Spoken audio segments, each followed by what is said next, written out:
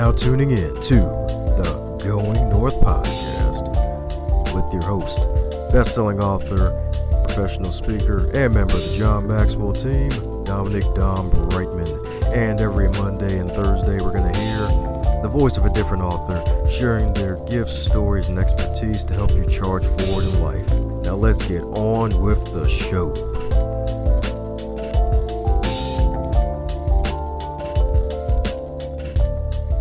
And today on the Going North podcast, we bring you some fabulous humans from across the globe. Today is no different because we got an award-winning author in the house, because this author right here is an author and a co-author of many books, multiple books, including the Music Parent Survival Guide, and most recently her newest children's book with the wonderful Sharon Langley, A Ride to Remember. This fabulous lady right here is on the move, making sure that folks know the history as well as music as well. So let's welcome the one and only Amy Nathan to the podcast. How are you today, ma'am? I'm doing fine. Thanks for inviting me. Oh, yes, indeed. It's great to have you on. It's great to have you on. A lady of many interests. Well, as with all introductions, they're not allowed to be 5 days long, so mind filling in some gaps where I missed some things. And tell us, who is the fabulous Amy Nathan? Well, I write a whole variety of different books, like you said. I have written several books on music. That came about because I had my first son was very interested in music, but we were not musicians, and we didn't know how to guide him along his path. And we made some serious mistakes along the way. And as we learned more, I decided, well, I should share some of this information with other families to try to ease their path. So I wrote 3 books on music, inspired by our experiences trying to raise a youngster who was very interested in music and making a lot of mistakes along the way. So the first book was called The Young Musician Survival Guide, in which I interviewed a lot of professional musicians and asked them to remember back to when they were 10, 11 years old and they didn't want to practice, which many of them didn't want to do when they were that age, but they did change their attitudes toward music. And so I asked them how that happened and reported on that in the book. And then parents were telling me that they needed a book too, because it's not easy being a music parent, because you want to be helpful, but you don't want to really be overbearing. And so I talked to a lot of professional musicians again about what it was that their parents did that helped them the most in their journey in music. And then I decided to write about another overlooked group in music, and that's avocational musicians, sometimes called amateur musicians, people with other day jobs who still make time for making music. And so that was my third book. But I've also been interested in just telling biographies, writing books for young people about really amazing people. Like I wrote a book about the women pilots of World War II.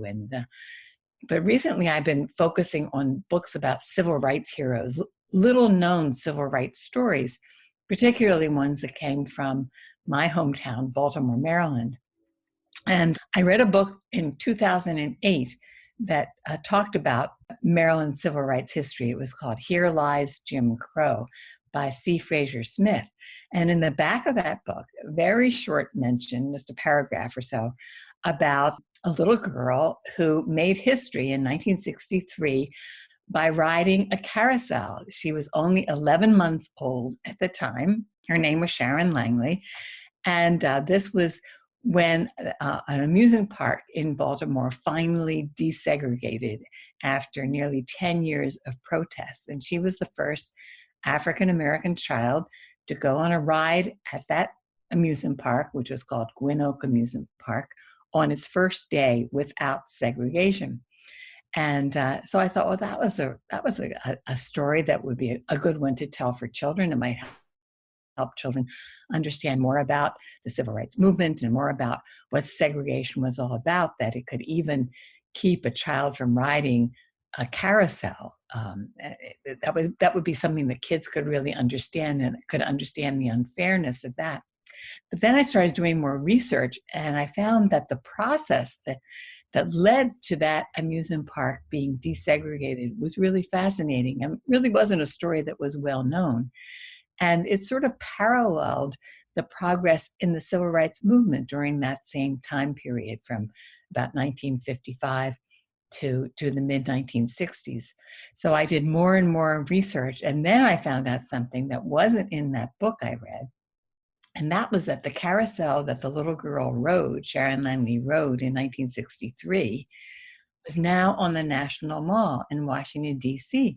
It's the carousel that's right there sitting among all the Smithsonian museums. And so that struck me that this wasn't just a Baltimore story anymore. This was really a national story because there was this carousel that had played a part in the civil rights movement. It was right there on the National Mall, not far from where Dr. King delivered his I Have a Dream speech in 1963. And then it turned out that the day that Sharon Langley rode that carousel at that newly desegregated amusement park was the same day that Dr. King was giving that I Have a Dream speech in Washington, D.C. So all these different parts really seem to fit together to tell a really interesting story that I thought young people and adults would really be interested in. So I started by writing a book for teenagers and adults, and that came out in 2011. It was called Round and Round Together. And then that sparked a lot of interest again in people in Baltimore in this Gwynn Oaks story. And of course, many people in Baltimore were already interested in that. And they decided to hold a big celebration in 2013 of the 50th anniversary of the desegregation of that park. And I had been in contact with Sharon Langley, who was now an educator in Los Angeles, all the time that I was working on that first book. And we invited her to come to Baltimore in 2013 to help celebrate the 50th anniversary of the desegregation of the park and of her famous ride, because there were photographs of her riding that carousel that appeared in newspapers the next day, on the same day as all the news reports about Dr. King and his speech in Washington. So that's when Sharon and I finally met for the first time. We had been corresponding by email and talking on the phone before then, but we met for the first time in 2013 and decided that we really needed to find a way to tell this story as a picture book for young children so that they could learn this story too. And so that's what we started doing. And finally, this January 2020, the book came out, A Ride to Remember, a Civil Rights Story. And Sharon Langley is co-author with me. We really collaborated equally throughout the whole process of planning and writing the book. And it's really a real collaboration, which is really kind of interesting because the story it tells is of a time when Blacks and whites and young and old and people of all different religions came together to protest at that amusement park to bring an end to segregation there. So our collaborating on this book sort of parallels what we're talking about, the power of collaboration in the story we're telling. So that's sort of a quick thumbnail of what I've been up to for the past, 25, 30 years. And a great thumbnail indeed, a great thumbnail indeed.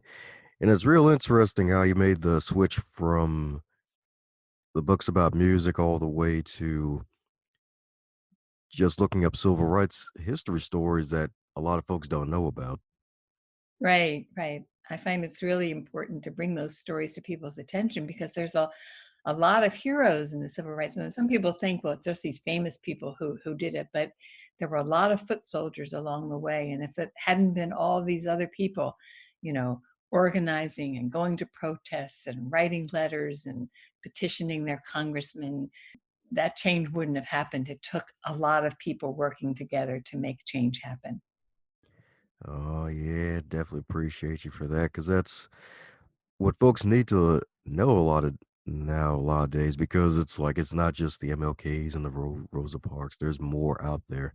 It's like, yeah, we got Sharon Langley too, you know. It's like, and her parents, like, hey, Right, right.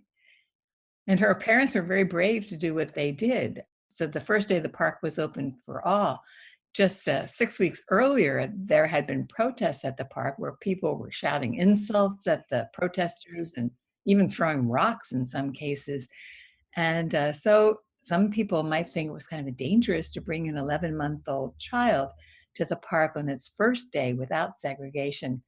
But they really felt it was important that they be there as a family and they show support that this really was the right thing to do and the park should have been open to everyone all along. So they really put their family uh, on the line to show their values in their actions that day coming to the park.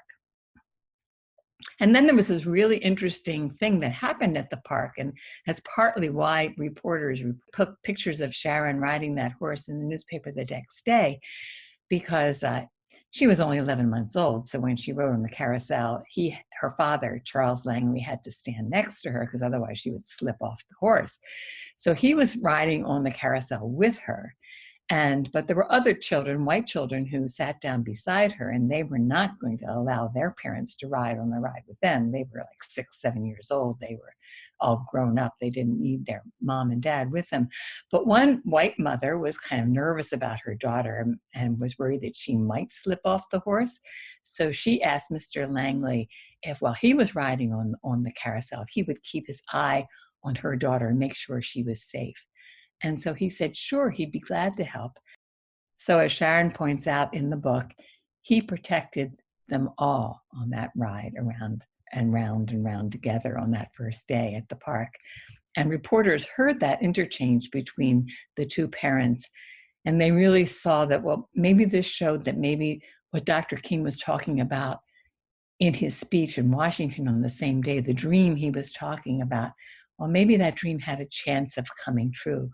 That even in this park that had been the source of real tension and conflict for so long, people were starting to get along, that maybe his dream could come true.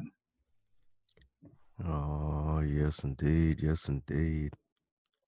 And it's a good thing that it really happened back then and on the day that it happened. It's really heck of an amazing, I guess I wouldn't say coincidence, but it was something good that really happened like on the same day. It's like really both of those historical events happened on the same day. And then, of course, Sharon's dad stepping in and actually the mom actually being nice enough to actually really acknowledge, like, hey, you know what? If he's up there with his child, maybe he can look after my child too while he's up there. I mean, hey, I'm probably too scared to get up there myself.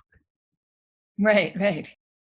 I interviewed a lot of the people who had taken part in the civil rights protests that ended the segregation at that park. And as one of them, Charles Mason, told me, he said he'd always thought that if only they'd allowed our kids to come to the park, they could have solved the problem long before we were, that the kids would just be getting along just fine together, and having fun on all the rides and just get the grown-ups out of the way. Yeah, it's funny how that works because usually kids, they really don't see any color or anything like that. It's like, hey, so it's another kid. All right, sweet, let's be friends. But the girl's like, nah, no, little Jimmy. Nope, can't be with that one. Right, and there was a woman named Rena Blamey who wrote an op-ed in the Baltimore Sun a couple of years ago, and has since become friends with both Sharon and myself. And she lived in the neighborhood. She was a white child, lived in the neighborhood around the amusement park. And on the first day, the park was open for all. Apparently, her parents brought her there, and then they told her, "We'll never go to that park again."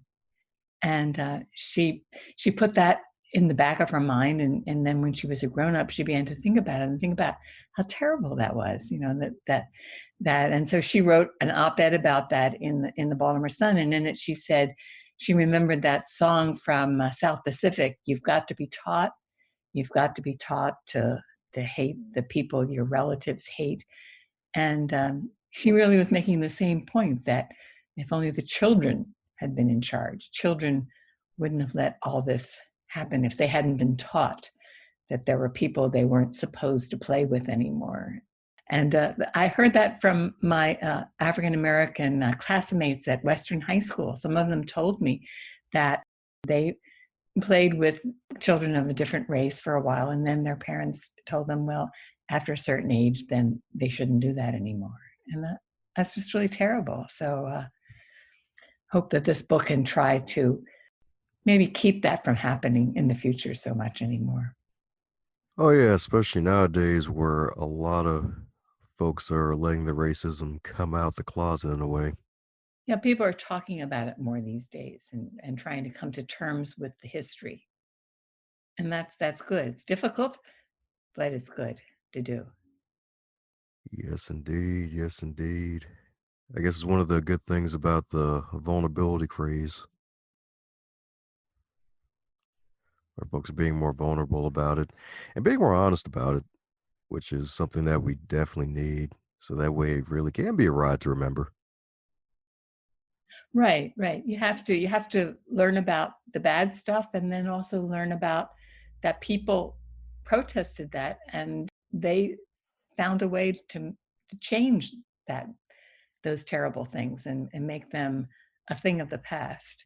And but that people have to be constantly vigilant today that those kind of attitudes don't slip back in again. Yeah, because there's butter everywhere and ice. Right, right. Well, that's one thing that we're hoping this book will do. That's what we've been doing when we give talks about the book. We have our illustrator, our amazing illustrator, Floyd Cooper, just an amazing artist, has made some coloring book pictures of the art from the book. And then we also have a picture of a carousel horse. And we because the horse that little Sharon rode in 1963, the owners of the carousel now have figured out which horse that was. And they have decorated that horse with the names of civil rights heroes like Dr. King and Rosa Parks and the Freedom Riders. So we try to encourage kids after they've heard the story, and we talk to them a little bit about, well, there's still lots of bad things that are still happening in the world that still need to be changed. We try to encourage them to, color in their carousel horse and all the different colors they want it to be, and then to maybe write on the saddle some change they'd like to see in the world. If I could change the world, here's what I'd change. So we did a program on Martin Luther King Jr. Day this year at the Reginald Lewis Museum in Baltimore. That's the African American History Museum in Baltimore. And we put up a huge wall, and at the top of the wall, it said, if I could change the world, here's what I'd change. And so kids got a chance to color in their carousel horse cutouts, and a lot of grown-ups colored in horses too, or used colorful post-it notes. And they put their carousel horses and their post-it notes up on this mural with their ideas of what they'd like to see changed. And the ideas ranged from, some kids wrote that they wanted to have more swings for kids, but they also wrote that they wanted to get rid of gun violence. They wanted to have equal pay for women. They wanted more playgrounds for kids, more time for reading in school. So they had lots of different suggestions on their list. And some adults really filled up their post-it notes with a bulleted list of about 10 things that they wanted to have changed. And so we just thought this was great. People were getting a chance to vent their feelings and maybe sort of make, New Year's resolutions in their minds that, well, maybe I'll see if there isn't something I can do to make that change happen a little sooner. Climate change was mentioned by a lot of people. Guns came through with a lot of comments that they wanted less guns. Was one child wrote, books, not bullets. Ooh, me likey. Mm. Oh yeah, definitely right there. And that's powerful right there. And it's so true. It's like being able to have that wall of things that you like to change and stirring up conversations and then hopefully taking positive action based off of those conversations to make that change happen, at least get it in the right direction to make it happen. Right, right. And one day on the weekend, we were in Baltimore. Sharon and I were in Baltimore for that whole weekend of Martin Luther King Jr. Day weekend. And one of the things we also did was we had a panel discussion at the Jewish Museum of Maryland on coming together 57 years ago and today, if that kind of change and coming together that happened in Baltimore in 1963, is that still possible today? And what groups are trying to do that? And so we brought these two amazing women to be on the panel with us. Dr. Kay Wise Whitehead, who has a talk show on WEAA on NPR, and really does a lot of efforts herself and encourages other people to do these kinds of things, to bring people together, really try to do grassroots change. And the other person was a woman named Sherelle Savage, who works for a group called Chai, which is a community organizing group. It's awesome that you're able to get that magical tour in, both you and Sharon tag teaming it up, doing a nice little mini tour during MLK weekend in Charm City. Right, and that's where we met you. You came to a book reading that we did at the Woodlawn branch of the Baltimore County Library System. And that was really like a homecoming because the amusement park that the story is about is located in Woodlawn, Maryland. The amusement park isn't there anymore. It was pretty devastated by a hurricane in 1972, but the site is still there, and it's now a public park, a Baltimore County park. And there's actually a historical marker there that tells about the ride that Sharon Langley took in 1963. So it was great to talk to people who came to the library last Sunday, and some of them remembered going to the park, and there we met you. So that was great too. So uh, uh, we really enjoyed hitting a lot of the high spots again in Baltimore, because Sharon grew up and lived very near Woodlawn, very near where the amusement park was, and I also grew up and lived very near where the amusement park was. So this was really a homecoming weekend for both of us. That's right. Didn't even have to bust out a dance move either. No, no. Oh man, oh man. Woo. Well, since technology's being evil, I'll just skip to the last question. And that Okay. is, if you were to wake up tomorrow and you were 25 again, but this time in 2020 with all of your mass knowledge and experience, what advice would you give to yourself?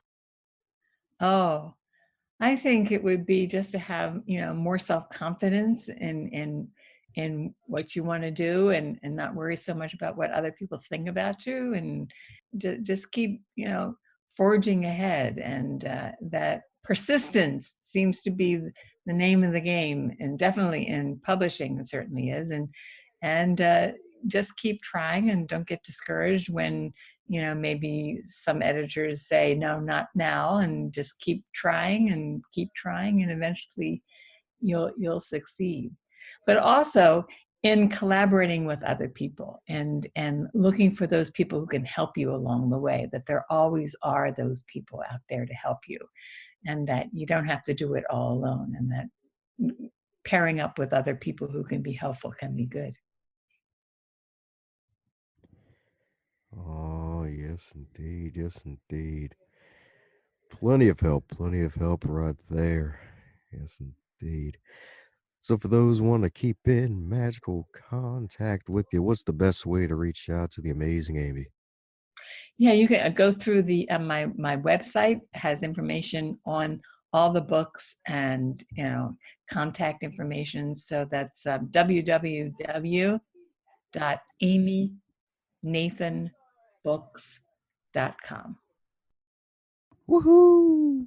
We also have a nice Facebook page for the new book with Sharon Langley, the A Ride to Remember. There's actually a Facebook page for every one of my books, but that one we have lots of good uh, information on the book and pictures, and so it's a good site. If you're on Facebook, you could check that out too. Sweet. Oh, that's a new one, a Facebook page for every book you launch. That's Yeah, awesome. yeah. Oh, there you go. There you go, right there. That's right. Maybe the music books have a music palace picture somewhere of little musical fort. Oh yeah, it has lots of pictures of kids and the professional musicians when they were kids, and um, pictures of avocational musicians now making music. Yeah, I have lots and lots of pictures of all these amazing people, from kids to professionals to avocational doctors, lawyers, teachers who just can't help finding time to make music. So lots of inspiration there for how to do it, how to fit music into your life. That's right, indeed. That's right, indeed. Gotta fit music into your life. It makes life a lot more flavorful and colorful. Right, and we actually feature music in the new picture book, The A Ride to Remember, because the songs that protesters sang in the 1960s, the "We Shall Overcome" and, "Let Nobody Turn Me Around," all those old 1960s protest songs were really important to giving people the courage to protest.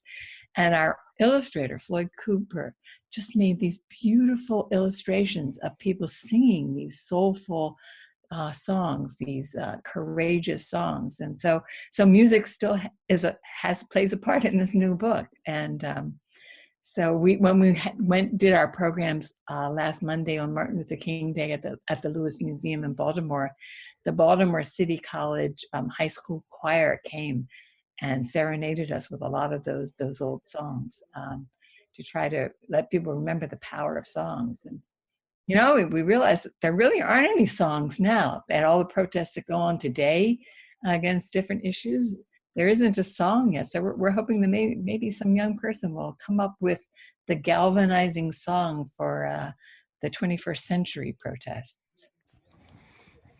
Oh, yes, indeed. Yes, indeed. Definitely songs among other things. Woohoo! Well, congratulations again on another book and another collaborative project to make the magic happen of informing the masses of what they should be informed about and not to forget their history that should be preserved for decades, if not generations to come. Right. Well, thanks for highlighting this, and glad you stopped by the Woodlawn Library last week. Oh, yeah, when there's one on the lawn, I have to be there. Let me stop. Thanks a bunch for your listening ears on the Going North podcast. I hope you really, really enjoyed that episode. If you enjoyed the episode, be sure to share it with your friends and family, especially those who love podcasts and love listening to some inspiration and motivation.